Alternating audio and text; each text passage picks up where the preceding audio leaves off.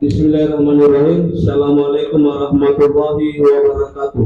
Waalaikumsalam warahmatullahi wabarakatuh. Alhamdulillah wa syukrillah wa la haula wa la quwwata illa billah. Rabbi shrah li sadri wa yassir li amri wa hlul 'uqdatam min lisani yafqahu qawli. Yang terhormat, dalam hal ini narasumber kita pada kegiatan diseminasi untuk CGP Angkatan 11. Kegiatan ini kita lakukan bersama dengan komunitas belajar Bunga Birai di SMP Negeri 1 Bantaeng, yang insya Allah artinya satu sertifikat di kegiatan ini juga kita akan terbitkan untuk kegiatan kombel. Yang saya hormati Bapak Ibu Pembina SMP Negeri 1 Bantaeng, alhamdulillah puji syukur kehadirat Allah, kita hadir di tempat ini dalam rangka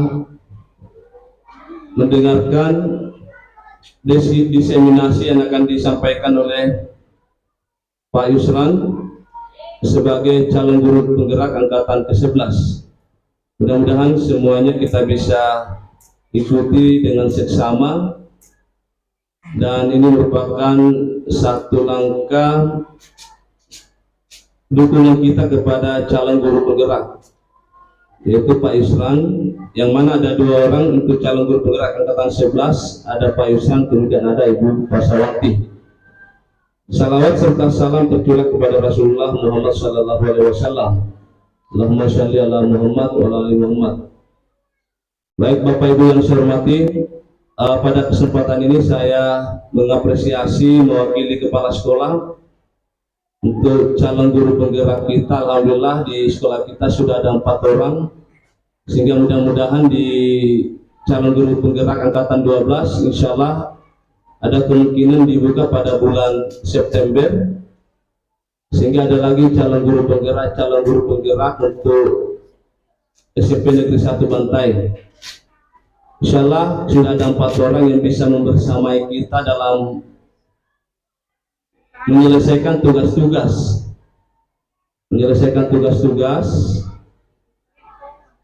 sehingga kalau Bu Sri, ya dia sudah calon guru penggerak angkatan 7 ya Bu Sri ya. Kemudian alhamdulillah sekarang dia sudah menjadi pengajar praktik, sehingga mudah-mudahan ada imbasnya kepada Ibu Rusmi nanti untuk menjadi PP juga di calon guru penggerak. Ya, kita semangat. Iya. Baik Bapak Ibu yang saya hormati, untuk memanfaatkan waktu yang ada, mari kita mendengarkan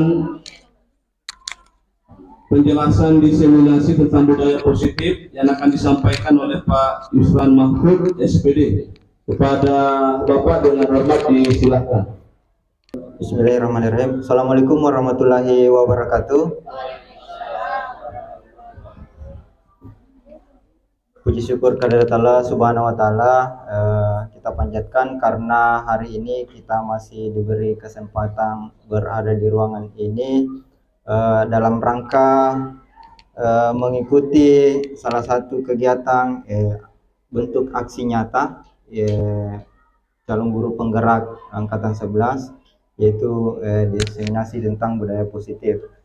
Salawat dan salam tak lupa pula kita kirimkan kepada junjungan kita Nabiullah Muhammad sallallahu alaihi wasallam, Nabi sebagai uswatun hasanah untuk kita semua. Baik Bapak Ibu yang saya hormati, rekan-rekan pengajar di SMP Negeri 1 Bantaeng, kegiatan ini merupakan aksi nyata pada modul saya, yaitu modul 1.4 tentang diseminasi budaya positif. Ini mungkin kegiatan kedua ya, sama halnya yang pernah dibawakan oleh Bu Rusmi. Jadi tidak apa-apa kita sering-sering bertemu dengan ini materi budaya positif. siapa tahu nanti ada teman-teman yang lolos masuk di CGPT angkatan 12 sudah semakin mahir, insya Allah. Iya. Insya Allah. Untuk kegiatan di calon guru penggerak itu sangat luar biasa sekali, banyak ilmu yang bisa kita dapat. Jadi salah satu motivasi buat teman-teman, kegiatan yang ada di calon guru penggerak, teman-teman mungkin berpikir banyak tugasnya.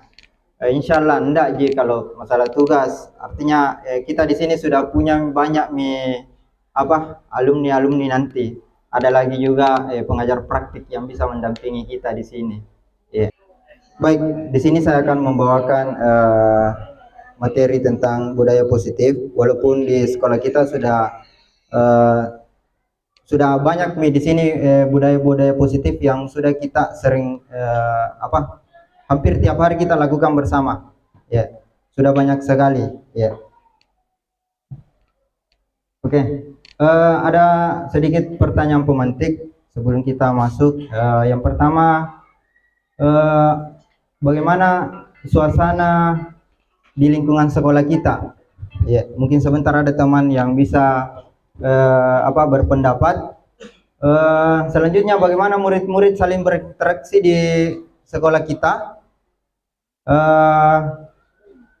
Bagaimana teman-teman guru di sini di sekolah saling bertegur sapa, bagaimana guru menyapa dengan murid, bagaimana guru menyelesaikan suatu permasalahan atau konflik yang ada di antara murid. Ya, mungkin ada dari teman-teman yang bisa berpendapat tentang bagaimana suasana budaya positif yang ada di sekolah kita. Penghenti, mungkin bisa penghenti. Ya, tapi silahkan kepada Pak Rahman.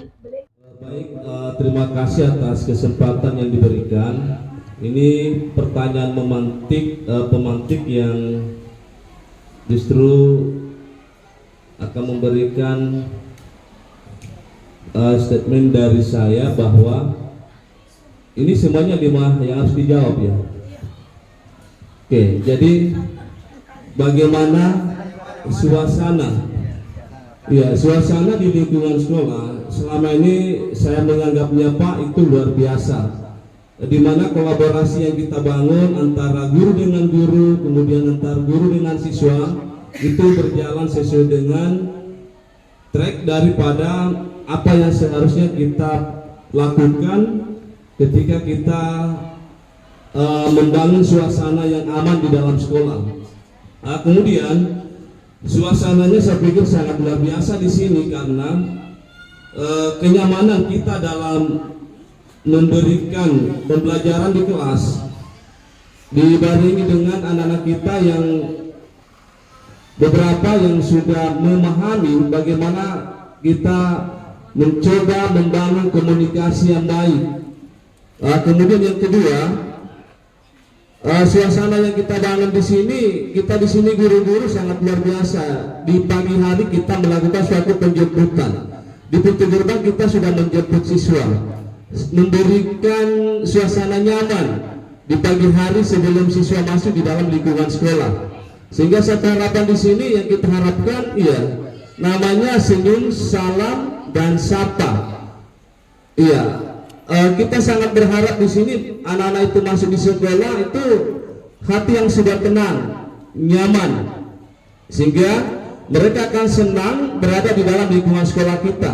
Nah, ini suasananya mungkin yang harus kita jaga dengan baik supaya tetap apa yang kita harapkan dalam kaitannya dengan kenyamanan dan keamanan yang tercipta itu bisa kita jaga bersama-sama. Kemudian bagaimana murid-murid saling berinteraksi. Nah, interaksi antar murid dengan murid ketika kita melihat setiap harinya itu sudah ketika harus dikatakan terjalin komunikasi yang baik, bahkan melebihi. Adik kelas itu senantiasa hormat kepada kakak kelas. Kalaupun ada di antaranya yang mungkin belum terlalu memahami bagaimana kita melakukan satu interaksi yang baik dengan kakak kelas kita. Begitu juga dengan kakak kelas, interaksi yang dibangun beberapa kakak kelas itu sebenarnya sudah bagus juga. Mereka bisa mengayomi adik-adik kelasnya yang ada di dalam sekolah ini, saling mendukung satu sama lain. Itu mungkin yang harus dijaga dengan baik. Kemudian yang ketiga, bagaimana guru saling bertegur sapa. Ya ini kita melihat di keseharian kita, interaksi yang sangat luar biasa. Ya, saling bertegur sapa di sini terjalin dengan baik. Kita ketemu dengan guru, menyapa dengan ucapan salam, assalamualaikum. Kemudian senantiasa kita juga membangun bagaimana satu sama lain saling memberikan tukar melakukan satu tukar pikiran yang luar biasa dalam kaitannya dengan pembelajaran. Iya, baik yang guru pemula maupun yang guru sudah lama atau yang guru senior, itu senantiasa menjadi panutan bagi teman-teman guru kita yang masih muda. Dan di sini juga kita tidak membedakan mana yang guru PNS dan mana yang guru non PNS, semuanya kita samakan. Iya, jadi ketika kita melihat guru yang lain, kita tidak mengatakan itu guru di sana guru non PNSG, tapi kita hanya menyapa dengan sebutan nama tanpa menghiraukan kita ini PNS atau non PNS. Kemudian yang keempat, bagaimana guru menyapa murid. Ya ini seperti yang saya sampaikan tadi, guru menyapa murid ini luar biasa. Tolak ukur kita dalam menyampaikan komunikasi bagaimana supaya bisa sampai kepada murid itu memang kita tata dengan baik. Ya, yang saya sampaikan tadi bahwa di pagi hari kita bersama-sama dengan teman-teman di pintu gerbang, itu penyambutan yang luar biasa yang kita lakukan setiap hari. Dan saya pikir kegiatan itu merupakan satu respon baik di awal hari siswa kita sebelum dia masuk di kelas. Kemudian bagaimana guru menyelesaikan suatu permasalahan atau konflik antar murid. Nah, di sini dalam hal penyelesaian masalah, ya kadang selalu kita kaitkan ketika ada murid bermasalah itu orientasinya kepada guru BK. Tapi di sini kadang kita juga melakukan satu penyelesaian masalah itu tidak langsung ke guru BK, tapi kita selesaikan dulu kepada guru mata pelajarannya. Kemudian setelah dilakukan penyelesaian atau mungkin ketika ada permasalahan yang tidak bisa terselesaikan di tahap antara guru dengan guru, antara siswa dengan guru mapelnya, barulah kita seret ke wali kelas. Ya, ketika wali kelasnya juga tidak mampu atau belum bisa memberikan satu penyelesaian yang baik, barulah permasalahan ini bisa kita serahkan kepada guru BK. Namun yang pastinya kolaborasi yang kita bangun antara guru dan wali kelas, begitu dengan teman-teman di guru BK, itu selama ini kita sudah lakukan dengan baik. Jadi ini mungkin yang bisa kami sampaikan. Terima kasih. Assalamualaikum warahmatullahi wabarakatuh. Ya, baik. Jadi luar biasa sekali dari penyampaian dari Pak Rahman selaku Wakil Kepala Sekolah bagian kurikulum. Jadi pada dasarnya suasana di SMP 1 kita itu sudah nyaman, di mana saling sapa itu sudah konsisten kita lakukan setiap hari, antara siswa dengan siswa dan guru dengan siswa, itu terjalin kekerabatan, sudah nampak di sekolah kita. Termasuk juga dalam penyelesaian masalah di sekolah kita ini sudah sesuai. Kalau tidak sudah diselesaikan oleh guru wali kelas,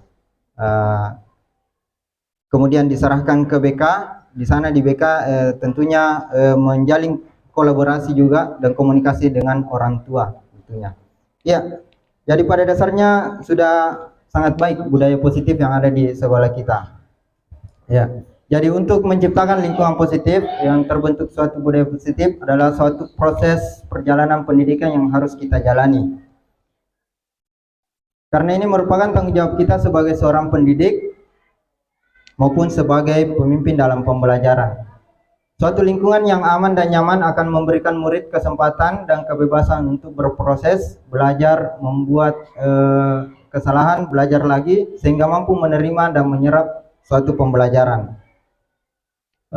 Namun hal perlu diingat, selama seorang merasakan tekanan-tekanan di lingkungannya, ya, baik itu di lingkungan sekolah pun di lingkungan di rumah, ya, maka proses pembelajaran akan sulit terjadi. Dan salah satu tanggung jawab kita sebagai pendidik adalah menghilangkan atau mencabut gangguan-gangguan yang menghalangi proses pengembangan potensi murid. Jadi di sini kita sebagai guru perlu mendeteksi apa sih sebenarnya tantangan-tantangan kita dalam menerapkan budaya positif sehingga suasana nyaman tercipta di sekolah kita.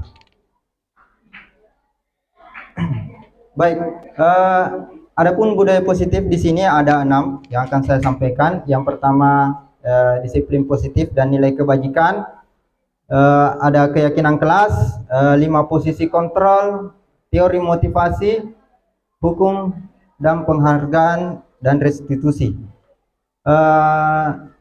Selanjutnya kebutuhan dasar manusia, dan terakhir adalah segitiga restitusi. Oke. Baik, menurut pendekatan teori kontrol oleh Stephen R. Covey, di sini dia membedakan antara stimulus, respon, dan teori kontrol. Ya, kalau di atas sudah jelas perbedaannya antara teori stimulus respon dengan teori kontrol. Mungkin bisa dilihat di atas. Makna disiplin. Dalam budaya kita, makna kata disiplin dimaknai menjadi sesuatu yang dilakukan seseorang pada orang lain untuk mendapatkan kepatuhan. Kita cenderung menghubungkan kata disiplin dengan kata ketidaknyamanan. Terkadang kita menerapkan disiplin tetapi merasa kita tidak nyaman. Jadi, oke. Disiplin diri memiliki motivasi internal. Jika kita tidak memiliki motivasi internal, maka kita memerlukan pihak lain untuk mendisiplinkan kita, atau motivasi eksternal, motivasi yang bersumber dari luar, ya, dan bukan dari dalam diri kita. Selanjutnya ada disiplin diri, dapat membuat seseorang menggali potensinya menuju kepada sebuah tujuan, sesuatu yang dihargai dan bermakna. Jadi ada 3 bentuk disiplin. Dalam nilai-nilai kebajikan universal, dari nilai-nilai kebajikan universal ini nilai-nilai yang diterapkan baik di budaya kita maupun di budaya luar, atau di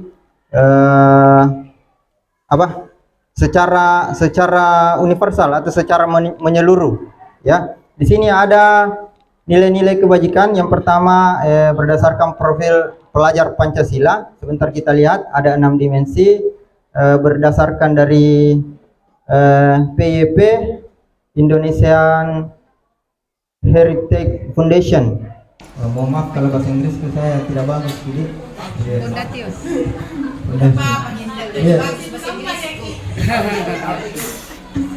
Oke.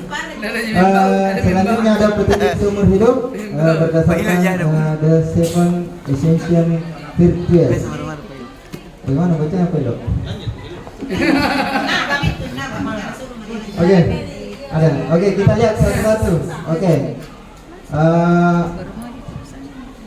Berdasarkan profil pelajar Pancasila. Ini sudah kita kembangkan di sekolah kita.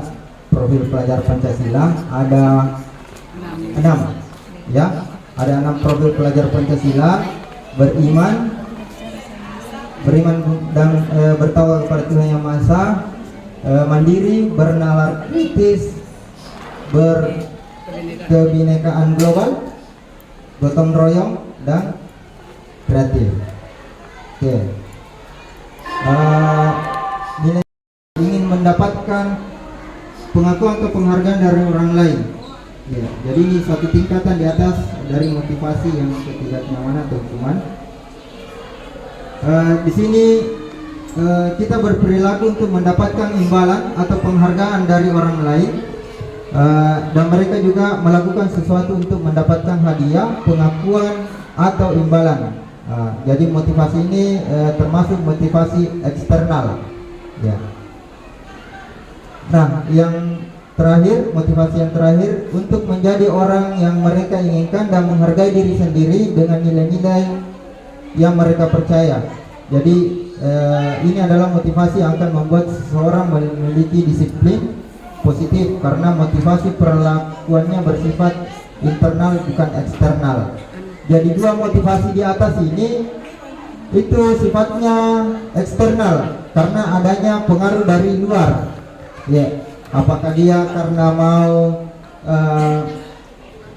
menghindari hukuman, ketidaknyamanan, dan yang kedua karena mau mendapatkan pengakuan dari orang lain. Jadi sifatnya dari eksternal.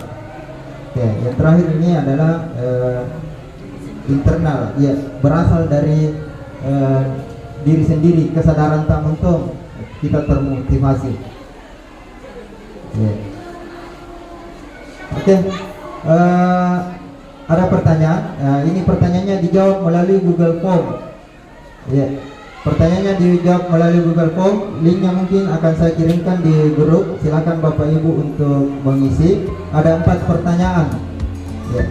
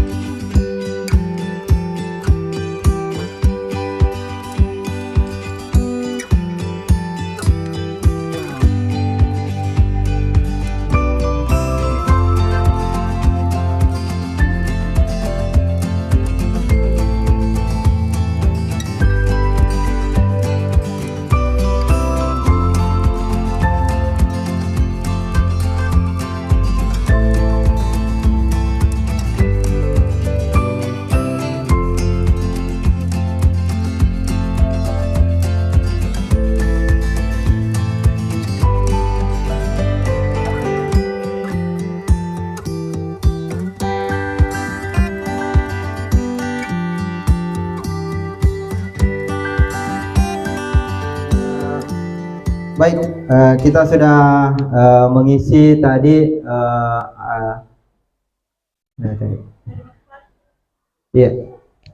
tentang teori motivasi yang diisi melalui Google Form.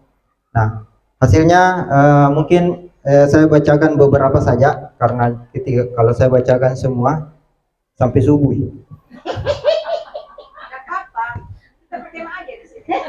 Iya, oke.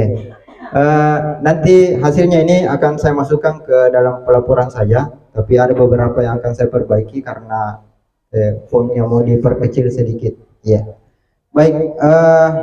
Di sini ada sudah ada 15 ya yang mengisi. Ya, baik. Di sini sudah ada 15 responden yang sudah mengisi tentang teori motivasi. Yang pertama kita coba melihat dari Ibu Fatimah. Ya, dari Ibu Fatimah. Bila di sekolah Anda tidak ada peraturan yang mengharuskan guru datang tepat waktu, apakah Anda akan tetap datang tepat waktu? Apa alasannya? Kita lihat, Ibu Fatimah tetap akan mengajar tepat waktu meskipun tanpa ada pujian dari pimpinan. Ya, luar biasa sekali karena hal itu sudah merupakan tanggung jawab. Betul sekali. Jadi ini sudah termasuk motivasi yang berada dari dalam diri. Ya, motivasi internal. Ya. Selanjutnya menurut Anda dari ketiga jenis motivasi tadi, manakah yang paling banyak mendasari perilaku murid-murid di sekolah? Jadi melihat kondisi di sekolah kita, motivasi untuk menghargai diri sendiri sehingga dapat melakukan kegiatan meskipun tanpa imbalan. Ya. Jadi pada garis besarnya motivasi anak-anak di sini sudah sangat luar biasa. Ya, jadi terkadang ada gurunya tidak hadir, tapi siswa tetap beraktivitas, tetap datang di sekolah. Iya, nah, termasuk kegiatan kita ini. Jadi itulah yang salah satu membedakan kita dengan beberapa sekolah lain. Selanjutnya, strategi apa yang selama ini Anda terapkan untuk menambah disiplin positif pada murid Anda dan bagaimana hasilnya? Yang dilakukan oleh Ibu Fatima adalah memberi tanggung jawab kegiatan yang diselesaikan kepada murid tanpa menginginkan imbalan. Ya. Nilai kebajikan apa yang Anda berusaha tanamkan kepada murid-murid Anda di kelas dan di sekolah? Oke, jadi tadi ada nilai-nilai kebajikan universal. Di sini yang beliau tanamkan ada disiplin, tanggung jawab, kejujuran, dan mandiri. Terutama di bidang prakarya Bu Imadi, tentunya harus lebih banyak menanamkan nilai kemandirian. Iya, nilai kemandirian. Karena lebih banyak itu tugas proyeknya. Iya. Ibu baik, Ibu Nurlia Bahar, SPD MPD MM. Iya. Oke. Teori motivasi yang pertama. Bila di sekolah tidak ada peraturan, apakah tetap datang mengajar murid-murid? Insya Allah tetap berusaha untuk datang tepat waktu karena bagian tugas dan kewajiban selaku guru dan ASN. Menurut beliau, motivasi yang banyak didasari oleh siswa kita di sini adalah motivasi yang ketiga. Di sini minimal untuk menghargai diri mereka sendiri, membuat mereka disiplin, datangnya dari dalam diri siswa itu sendiri. Strategi yang digunakan, yang pertama memberikan contoh yang baik. Tentunya, jadi ketika anak-anak ingin termotivasi, tentunya kita harus dulu memberi contoh yang baik. Ya, jadi anak-anak melihat, oh ternyata ini perilaku yang baik yang dilakukan oleh guruku, masa saya tidak? Jadi memberikan contoh yang baik. Komunikasi yang efektif, membuat kesepakatan kelas dan kesepakatan mata pelajaran. Ya, betul sekali. Sebentar kita akan bahas juga tentang bagaimana itu membuat kesepakatan kelas. Keempat, menerapkan aturan secara konsisten. Ya, betul. Melibatkan orang tua dalam kegiatan sekolah, jadi bentuk kolaborasi juga dengan orang tua, menciptakan lingkungan belajar yang positif, mengajarkan keterampilan sosial, dan terakhir strategi yang diterapkan adalah mengajarkan siswa untuk saling menghormati. Iya, tentunya ketika kita ingin dihormati, kita juga perlu menghormati orang lain, menciptakan suasana nyaman dengan saling menghormati. Nilai kebajikan apa yang harus yang berusaha Anda tanamkan pada murid-murid? Oke, di sini ada beberapa. Yang pertama kejujuran, tanggung jawab, hormat, peduli, keadilan, kerjasama, disiplin, kreativitas, dan kemandirian. Oke. Lanjut, Ibu Nunu, dua lagi mungkin ya. Dari Ibu Nur Asni Aulia. Iya. Ibu Nur Asni namanya Nunu. Tidak tahu. Iya tahu. Ibu Nunu. Oke, kita lihat. Bila di sekolah tidak ada peraturan, apakah beliau masih tetap mau datang di sekolah atau tidak? Kita lihat, beliau akan tetap datang dan melaksanakan kewajiban dengan penuh tanggung jawab. Tentunya, jadi kesadaran tanggung jawab kita di sekolah ini sudah sangat luar biasa.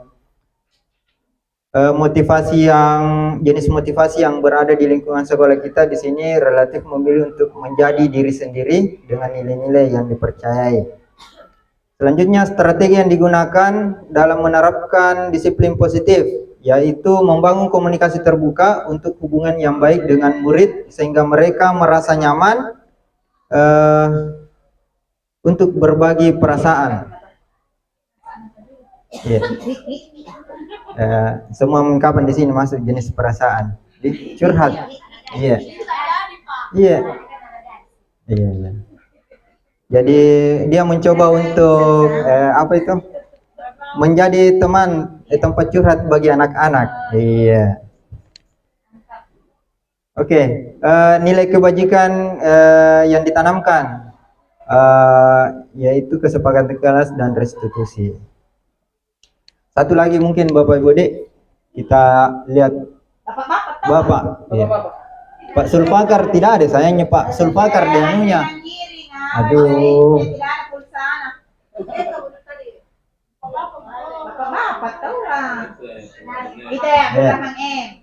Oke, teori motivasi dari Pak Abdul Rahman M. Tidak ada. Iya. Kita lihat bila di sekolah Anda tidak ada peraturan yang mengharuskan guru datang tepat waktu, apakah tetap datang tepat waktu? Jadi Pak Rahman akan tetap datang tepat waktu. Tugas mengajar murid-murid merupakan tanggung jawab yang harus dilaksanakan.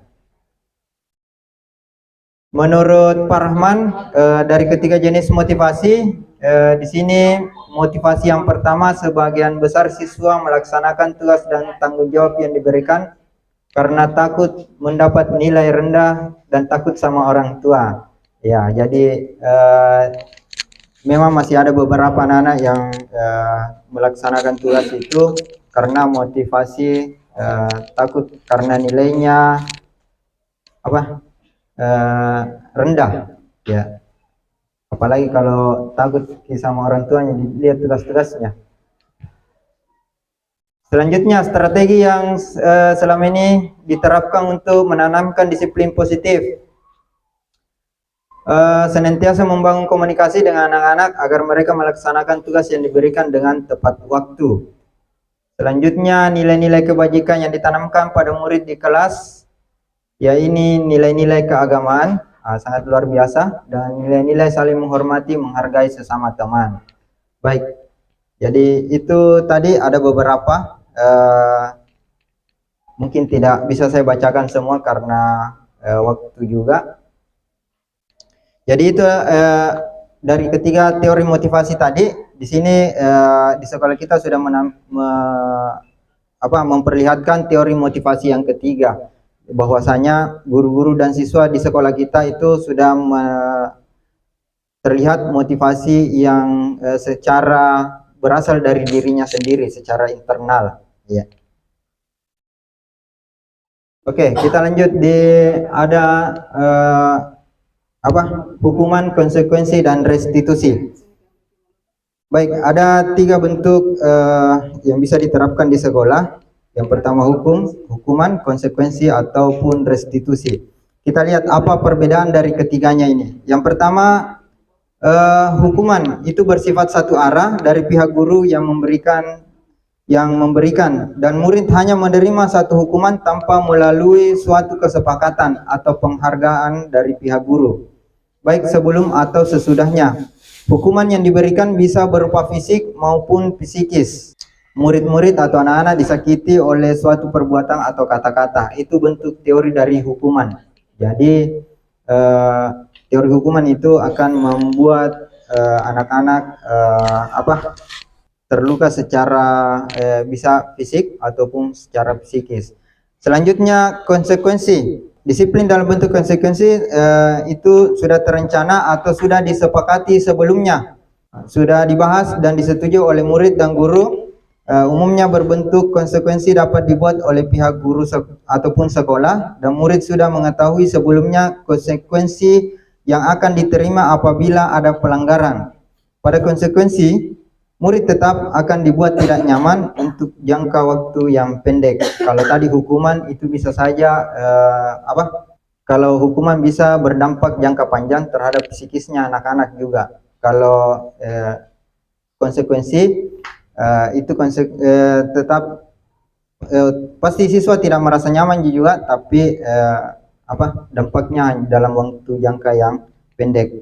Yang ketiga, restitusi adalah proses menciptakan kondisi bagi murid untuk memperbaiki kesalahan mereka sehingga mereka bisa kembali pada kelompok mereka dengan karakter yang lebih kuat. Ini berdasarkan oleh Gossom tahun 2004.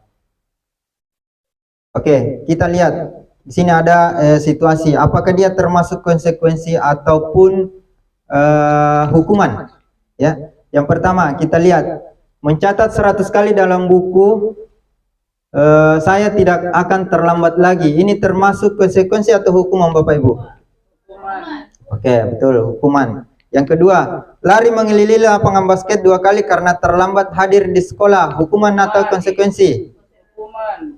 Ya, Hukuman. hukuman atau konsekuensi? Hukuman. Membersihkan coretan yang dibuat di meja atau di dinding. Oke, konsekuensi. Selanjutnya, murid diminta push up 15 kali karena tidak menggunakan masker di sekolah. Hukuman. Menggantikan kertas tugas teman yang telah dicoret-coret. Konsekuensi. Berjemur di lapangan basket jam 12 siang.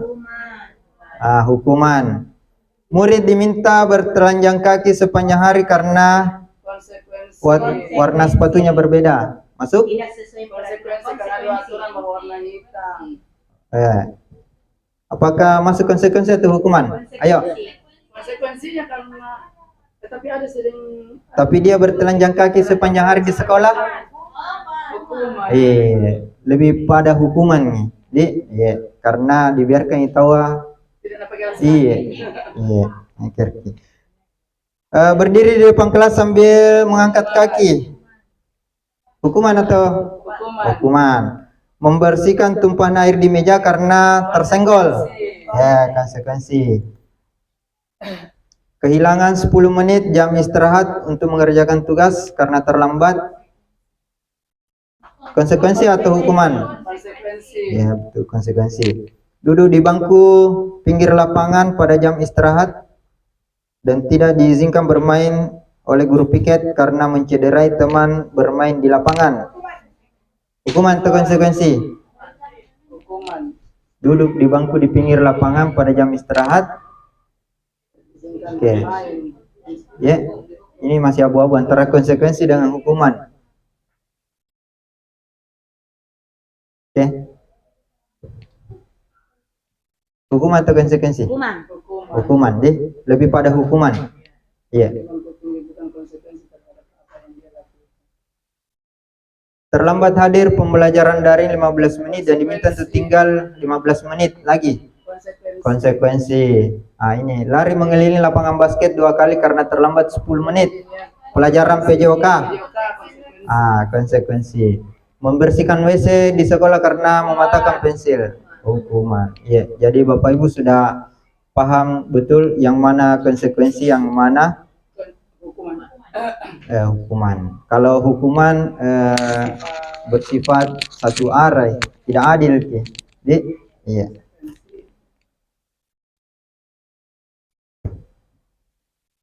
Dihukum oleh penghargaan. Ada skenario di sini atau situasi. Ibu Anas, guru kelas 2 SD, mendapatkan masalah. Murid-muridnya tidak bisa tertib berdiri antri di depan pintu kelas dan selalu berebutan masuk ke dalam kelas setelah jam istirahat usai. Ini tentunya sangat mengganggu proses pembelajaran di mana kelas tidak dapat memulai tepat waktu karena Bu Anas sibuk menenangkan murid-muridnya untuk waktu yang cukup lama. Akhirnya Bu Anas berpikir cepat dan mengandalkan stiker bintang. Setiap murid akan masuk kelas usai jam istirahat. Bu Anas akan mengiming-imingi muridnya dengan stiker bintang. Siapa yang dapat berdiri lurus dan berbaris rapi di depan pintu dapat bintang dari Bu Anas.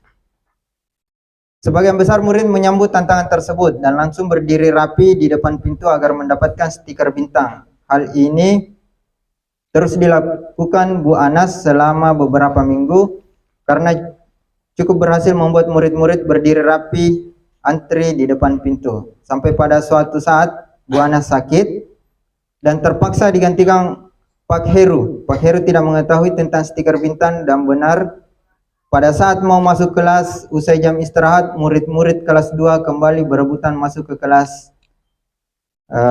Apa yang terjadi dan mengapa demikian? Oke, berdasarkan teori motivasi yang telah dipelajari, kira-kira motivasi murid kelas 2 bersedia berdiri masuk di kelas itu masuk teori motivasi yang mana dari yang ketiganya? Yang kedua. Iya, karena anak-anak ingin mendapatkan penghargaan dan pengakuan. Iya. Kira-kira ada cara lain agar murid kelas 2 bersedia antri di depan kelas tanpa diberi penghargaan stiker bintang? Jadi ketika Bu Anas tidak datang, kira-kira apa yang bagus harusnya dilakukan oleh Pak siapa tadi? Pak Heru.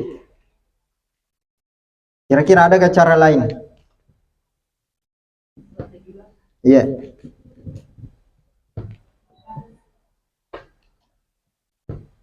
Adakah cara lain agar murid kelas 2 bersedia antri di depan kelas tanpa diberi penghargaan stiker bintang? Artinya ini kita mencoba menimbulkan motivasi dari anak itu sendiri. Iya, kesadaran.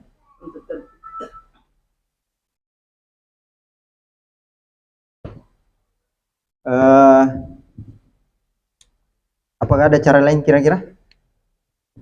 Bagaimana? Kalau Bu Erni, bagaimana biasanya kalau kita lihat Bu Erni siswanya selalu rapi datang masuk, tidak apa? Iya. Kita mau dengar kira-kira apa yang kiat-kiat dilakukan oleh Bu Erni sehingga siswanya bisa tidak antri, bisa antri masuk ke kelas tidak berebutan. Mungkin bisa menjadi praktik baik bagi teman-teman. Tabe, silahkan.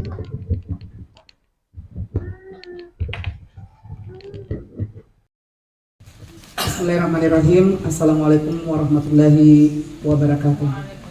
Terima kasih Bapak Yusran SPD sebagai pemateri pada budaya positif hari ini, di mana sudah memaparkan sehubungan dengan hukuman, konsekuensi serta beberapa teori motivasi, baik itu motivasi internal, motivasi eksternal.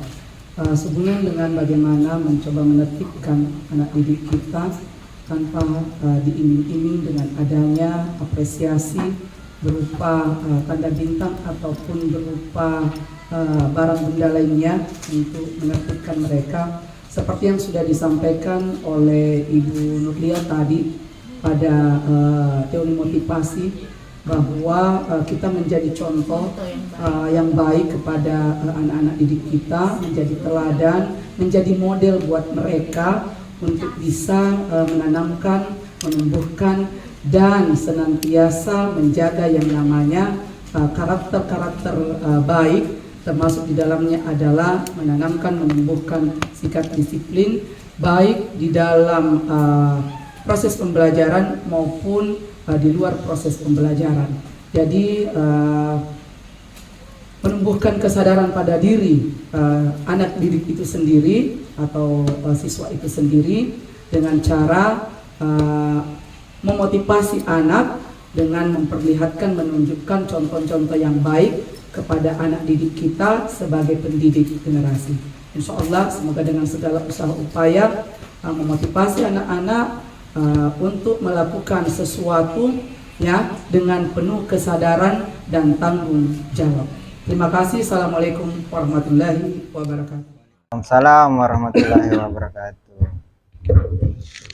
Ya, luar biasa sekali. Jadi beliau telah menanamkan nilai-nilai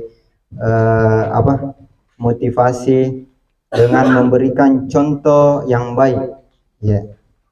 Artinya ketika kita tetap memberi motivasi ke anak-anak dengan memberi contoh, tentunya anak-anak akan mengikut dengan apa yang kita lakukan. Terima kasih banyak Bu. Mungkin nanti teman-teman yang lain atau saya secara pribadi akan menerapkan pola seperti itu.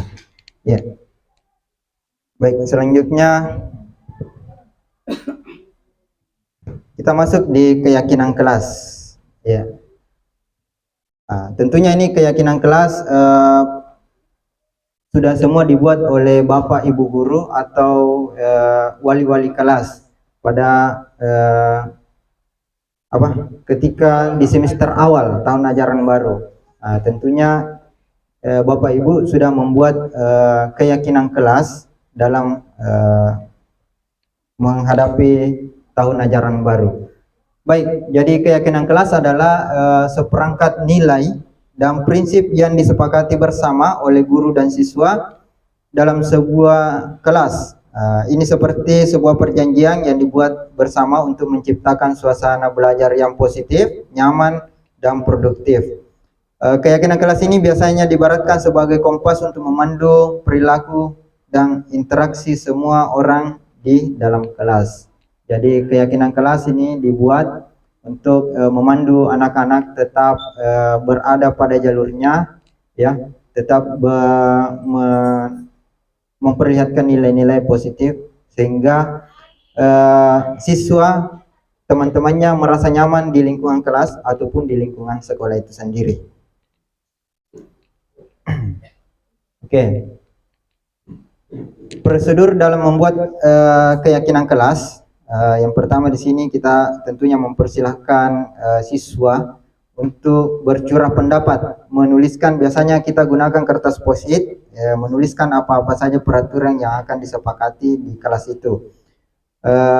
Selanjutnya Bapak Ibu mencatat masukan-masukan yang disampaikan oleh murid, kita menuliskan, karena tentunya pasti ada yang double, ada yang sama, jadi kita yang merangkumnya. Selanjutnya menyusun keyakinan kelas sesuai prosedur, ya, pembentukan keyakinan kelas. Tentunya di sini ada beberapa hal yang perlu diperhatikan, bahwasanya dalam penyusunan keyakinan kelas itu menggunakan kalimat-kalimat yang positif, bukan kalimat negatif. Contohnya, jangan berlari di kelas atau koridor. Kata jangan di sini bernilai negatif. Jadi biasanya ditulis berjalan di kelas atau koridor. Kalau tidak boleh datang terlambat, positif atau negatif gitu? Negatif. Negatif. Jadi tidak boleh datang terlambat, itu negatif, dirubah menjadi datang tepat waktu. Betul. Selanjutnya prosedur yang selanjutnya meninjau daftar curah pendapat yang sudah dicatat. Mungkin di sana kita akan mendapati pernyataan yang tertulis. Di sana masih banyak yang berupa peraturan-peraturan. Selanjutnya mengajak siswa untuk menemukan nilai-nilai kebajikan atau keyakinan yang ditinjau dari peraturan tersebut. Contoh tadi, berjalan di kelas, mendengarkan guru, datang tepat waktu, berada di bawah satu payung, yaitu keyakinan untuk saling menghormati. Ya, jadi semua ini mendengarkan guru, datang tepat waktu, itu adalah menghormati diri sendiri ataupun orang lain. Ya. Prosedur selanjutnya meninjau ulang keyakinan sekolah secara bersama-sama. Setelah beberapa peraturan telah disatukan menjadi beberapa keyakinan, maka jumlah butir pernyataan keyakinan akan berkurang. Sebaiknya keyakinan kelas atau sekolah tidak terlalu banyak, bisa berkisar 3-7 prinsip keyakinan. Bila mana terlalu banyak, maka warga kelas akan sulit mengingat dan akibatnya sulit untuk dijalankan. Betul, jadi jangan makin terlalu banyak membuat keyakinan kelas. Iya, karena kadang terlalu banyak juga dan atau yang anak, yang mana ini yang yang keyakinan kelas mana yang melanggar. Jadi kita ambil saja yang paling yang mendasar atau paling penting. Oke, setelah keyakinan kelas dibuat, maka semua warga kelas dipersilahkan meninjau ulang, menyetujui dengan menandatangani. Jadi menandatangani bahwasanya ini memang mereka yang buat dengan guru-guru. Ya. Jadi itu seperti yang dibuat oleh Bu Rusmi, dia cetak dalam bentuk benar. Iya. Ibu Irni juga ada. Iya. Iya tahu. Oh itu yang kasih juara tahu kelas nah. Iya. Pantas. Begitu tahu Pak Bahar. Tahun depan bisa kita tahu. 7A Toh? keterlibatan orang tua dalam kegiatan sekolah di orang tua. Iya. Artinya kolaborasi dengan orang tua. Sama juara 2. 7A.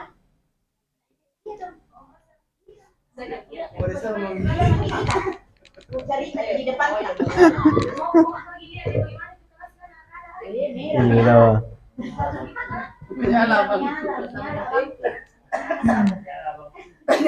Ya luar biasa tahu. Iya. Jadi yang memenangkan kelasnya itu karena lengkap kita di dalam anunya apanya itu kelengkapan kelasnya iya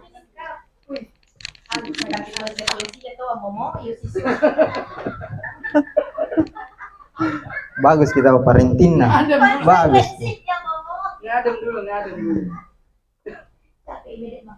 oke.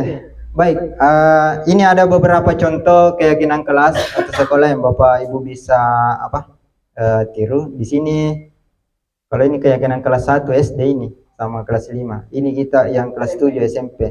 Dia buat keyakinan kelas cuma 3 saja. Iya, sedikit dia. Jadi yang sama yang tadi yang terlalu banyak. Iya, udah diingat. Yang boleh dijalankan. Saya 10. Iya. Baik,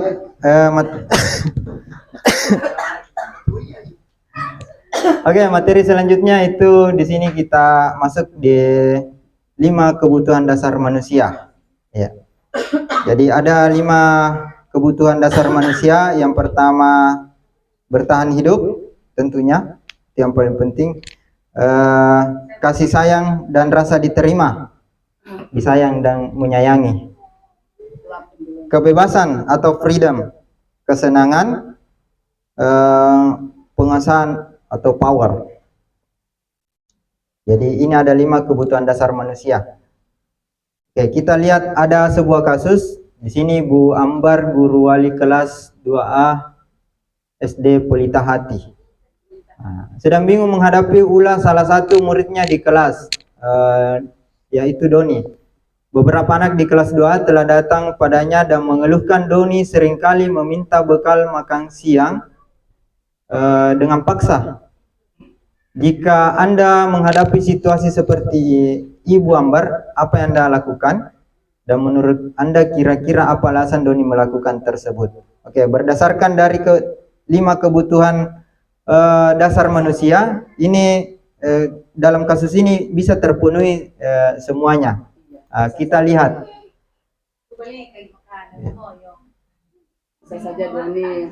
Oke.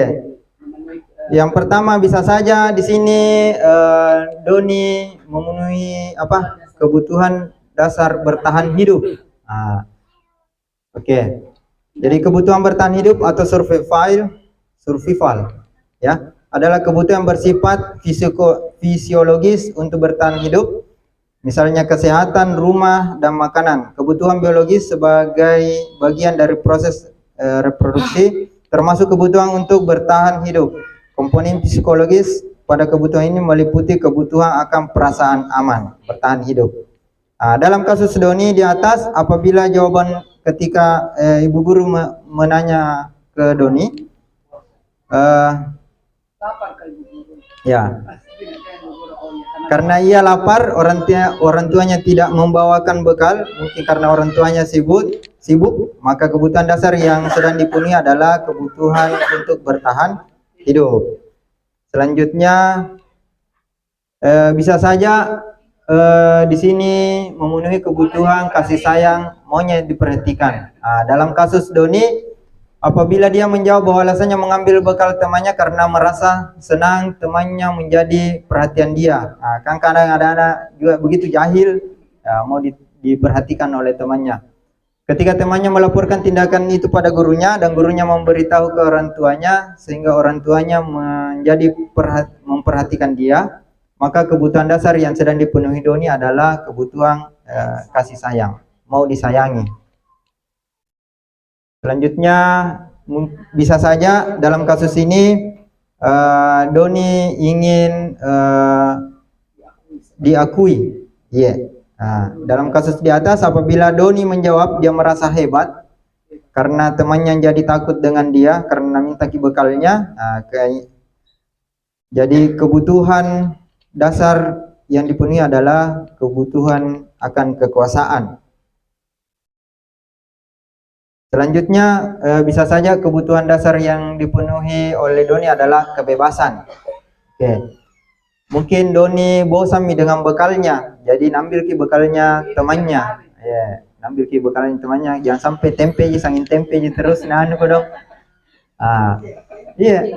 Bisa saja. Nah lihat bekalnya temannya, ada yang bawa tahu. Mau makan tahu, jadi mungkin saja Doni mau bebas, bosan nih. Bosan dengan tempe. Oke. Bisa saja kebutuhan yang dipenuhi Doni adalah merasa fun, iseng, mau merasa kesenangan, Mungkin karena iseng, ingin menikmati, senangin lihat muka temannya teriak-teriak, nah ambil ada.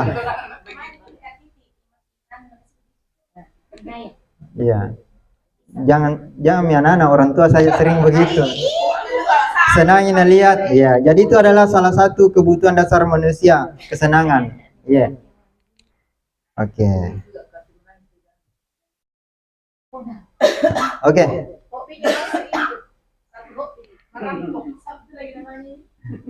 Oke, kita coba melihat sebuah video tentang bukan Midoni, restitusi.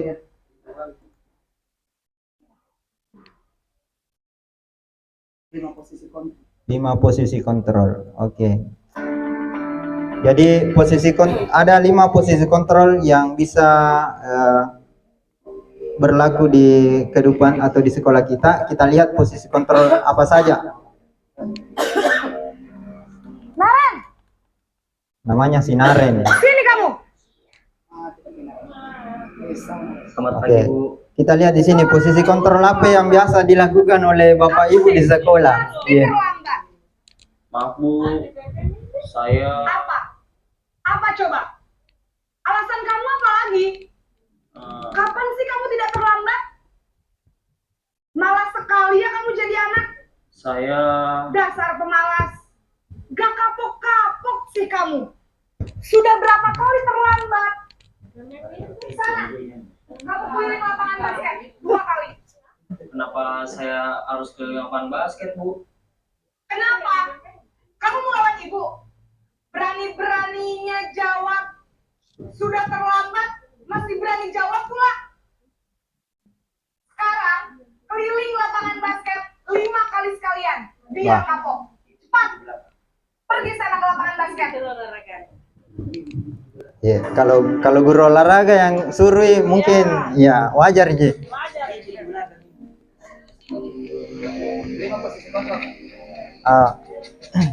Posisi kontrol yang kedua. Naren.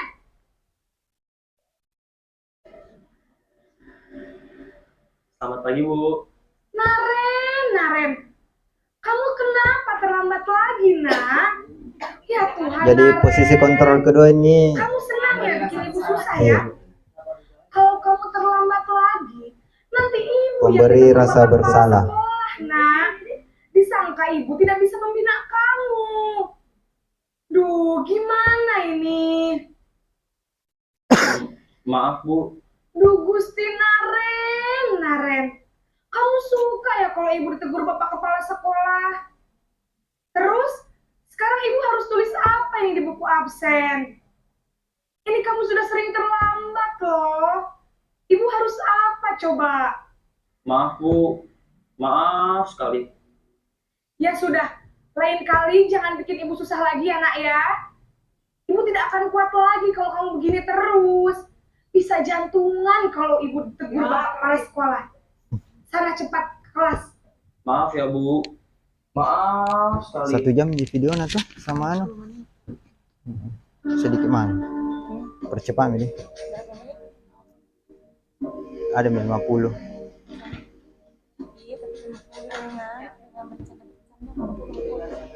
Untuk mas.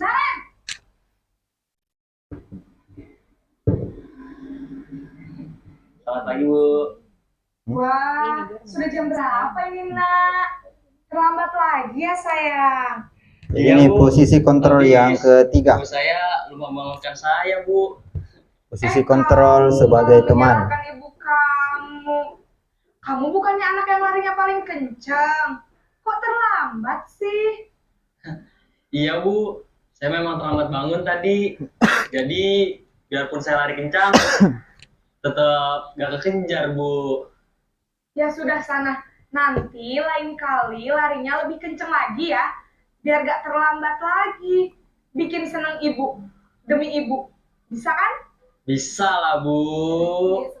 Ya sudah sana masuk kelas. Ibu beresin urusan absen kamu. Kamu ini ada-ada saja. Ya, posisi kontrol, pemantau ataupun monitor.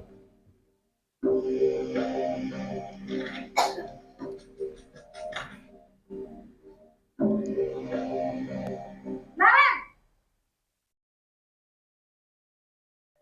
Aduh. Selamat pagi Bu. Naren, apa peraturan sekolah kita tentang jam berapa kita harus masuk sekolah, nak? Kita harus di sekolah jam 7 Bu. Iya, betul. Sekarang sudah jam 7.20. Naren sudah tahu konsekuensinya jika terlambat hadir. Paham Bu, saya harus tinggal kelas pas jam istirahat selama 20 menit. Iya, benar. Konsekuensinya demikian. Jadi nanti jam 9.30 pas istirahat, kamu harus tinggal di kelas, kerjakan tugas tambahan untuk ketertinggalan kamu, ya? Baik Bu. Posisi kontrol yang terakhir, yang kelima, sebagai manajer. Naren.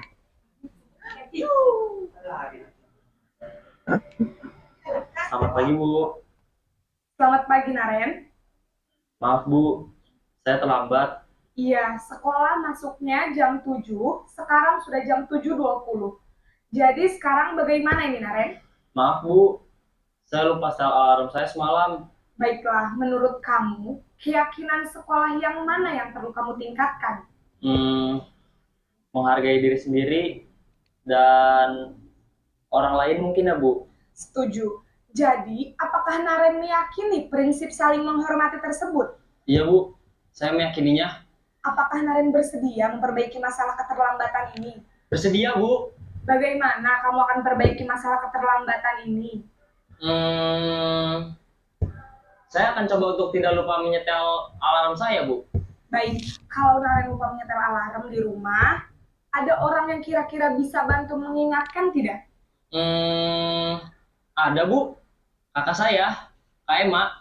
Ada lagi selain Kak Emma? Selain Kak Emma, ada ibu saya. Baik, jadi yang mengingatkan Naren adalah Kak Emma dan ibu kamu ya? Kira-kira akan mulai setel alarm kapan nih, Naren? Setelah pulang sekolah, akan segera saya lakukan. Baik, jadi Naren akan setel alarm untuk bangun besok pagi dan akan diingatkan oleh kakak dan ibunda Naren ya. Ada lagi yang mungkin perlu dilakukan, Naren? Agar tidak terlambat bangun lagi. Tidak ada Bu. Baik, Naren. Terima kasih untuk kerjasama kamu. Sekarang kamu perlu kembali ke kelas untuk belajar. Baik Bu, terima kasih. Ya, baik. Itulah tadi ada 5 posisi kontrol yang sudah diilustrasikan dalam video. Jadi ada posisi kontrol sebagai yang pertama penghukum, penghukum. Kedua, pembuat merasa bersalah. Selanjutnya posisi kontrol sebagai teman, pemantau, dan manajer. Jadi ini posisi kontrol yang paling di atas adalah posisi manajer. Kira-kira apakah kita sudah menerapkan yang terakhir ini, yang manajer? Iya. Ada Pak Manajer. Ada Pak Manajer. Oke. Mana Pak Manajer? Iya. Jadi posisi kontrol yang terakhir ini, sangat luar biasa ketika itu memang diterapkan. Walaupun memang kita masih kadang sebagai posisi kontrol penghukum, kadang pembuat merasa bersalah, kadang juga menjadi teman. Iya. Jadi kalau ya betul, kita melihat kondisi dan situasi. Oke. Nah, di sini motivasi yang dibentuk ini, yang dari posisi kontrol manager itu menciptakan motivasi yang timbul dari dalam diri siswa, intrinsik. Ya, jadi ketika kita guru sebagai manajer, kita mencoba untuk menimbulkan motivasi yang ada dalam diri siswa. Dia sendiri yang akan mencari solusinya bagaimana. Ya, jadi dia lebih tahu, oh kalau terlambat Kak, begini akibatnya. Ya, dia tahu, lebih sadar diri begitu. Ya. Oke. Nah, untuk melakukan itu kita butuh segitiga restitusi. Oke, segitiga restitusi. Ini segitiga restitusi adalah proses menciptakan kondisi bagi murid untuk memperbaiki kesalahan mereka. Jadi dia sendiri yang mencoba untuk menyelesaikan masalahnya. Segitiga restitusi. Oke, polanya itu di sini segitiga restitusi yang pertama adalah menstabilkan identitas. Selanjutnya memvalidasi tindakan yang salah, dan yang ketiga menanyakan keyakinan kelas. Oke, dalam menstabilkan identitas, ya. Di sini kalau dalam menstabilkan identitas ada beberapa perlakuan yang kita berikan. Misalnya berbuat salah itu tidak apa-apa karena mungkin manusia biasa. Ya. Bapak atau ibu juga pernah berbuat salah. Ya, itu adalah mencoba menstabilkan identitas. Jadi anak-anak tidak merasa orang cuma dia yang pernah melakukan. Ya. Selanjutnya memvalidasi tindakan yang salah. Nah, di sini ada contoh. Kita tanyakan apa alasannya dia membuat kesalahan itu. Ya, karena kita dulu harus mencari tahu apa alasannya, karena mungkin kita tidak tahu di luar di sana di rumahnya pasti mereka anak-anak misalnya terlambat karena apa, ya mungkin macet di jalan ataukah begadang semalam. Nah, dari situ kita bisa mencoba menanyakan apa keyakinan kelas yang dia langgar. Nah, setelah itu kita mencoba mengarahkan dia untuk mencari solusinya. Sama tadi ketika di video posisi sebagai manajer, jadi kita menanyakan ke anak-anak apa kira-kira solusi agar dia tidak terlambat lagi. Ya, seperti itu. Oke, mungkin itu saja yang bisa saya sampaikan karena sudah lebih mengapa waktunya. Terima kasih banyak atas segala kesabaran teman-teman. Ya. Kesabaran teman-teman dan dukungannya hingga bertahan sampai di jam 2. Insyaallah semoga apa yang kita lakukan ini bernilai ibadah. Dan ketika ada sesuatu hal yang kurang dari saya, mohon dimaafkan sedalam-dalamnya. Bismillahirrahmanirrahim. Assalamualaikum warahmatullahi wabarakatuh. Oke, alhamdulillah. Kegiatan diseminasi yang telah dilakukan yang berhubungan dengan budaya positif oleh Pak Yusran sebagai calon guru penggerak angkatan ke-11 ini sudah selesai.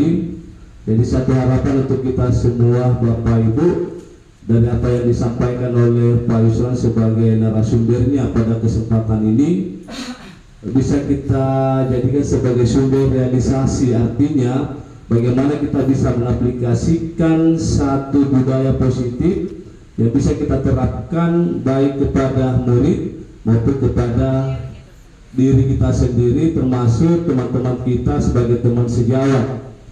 Nah, yang paling penting di sini untuk bagaimana hubungan kita dengan murid dulu. Iya, jadi yang perlu kita perbaiki mungkin penanganan yang kita lakukan. Kita bagaimana bisa mengambil hatinya siswa, tetapi ketika ada itu siswa yang berani untuk curhat ke kita, itu sudah luar biasa.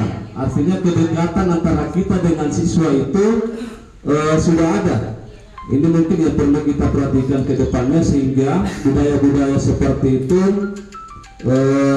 bisa membangun komunikasi yang baik. Iya, karena biasanya tuh peserta didik segala bentuk postur tak lihat semua, dari ujung rambut sampai ujung kaki.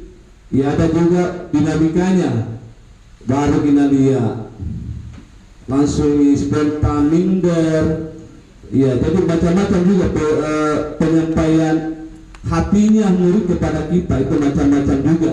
Nah, ini mungkin yang harus kita baca ke depannya, bagaimana itu tadi ketika ada yang bisa memberikan kedekatan kepada kita dengan melakukan sedikit curhatan, berarti sudah terjalin satu komunikasi yang baik, sehingga anak-anak itu merasa tenang mungkin ketika ada di dekat tak. Iya. Ini mungkin yang perlu kita perhatikan ke depannya, sehingga sangat luar biasa isi dari diseminasi yang disampaikan pada kesempatan ini. Itu sangat luar biasa ketika kita bisa menerapkannya sebagai budaya positif di sekolah kita. Itu kami atas nama Kepala Sekolah menyampaikan ucapan terima kasih kepada Pak Yusran sebagai calon guru penggerak, juga sebagai narasumber pada kesempatan ini. Insya Allah kita akan senantiasa bersama-sama bagaimana budaya-budaya positif di sekolah bisa kita terapkan bersama. Ini mungkin yang bisa kami sampaikan. Terima kasih Bapak Ibu sudah bisa membersamai Pak Yusran di tempat ini. Mudah-mudahan ada manfaat, ada makna, dan semata-mata ridha yang kita harapkan dari Allah Subhanahu wa Ta'ala itu kita dapatkan juga di tempat ini. Terima kasih, dan mari kita tutup kegiatan ini dengan bersama-sama membaca hamdalah. Alhamdulillahirabbil alamin. Billahi bisabillah, fastabiqul khairat. Wassalamualaikum warahmatullahi wabarakatuh.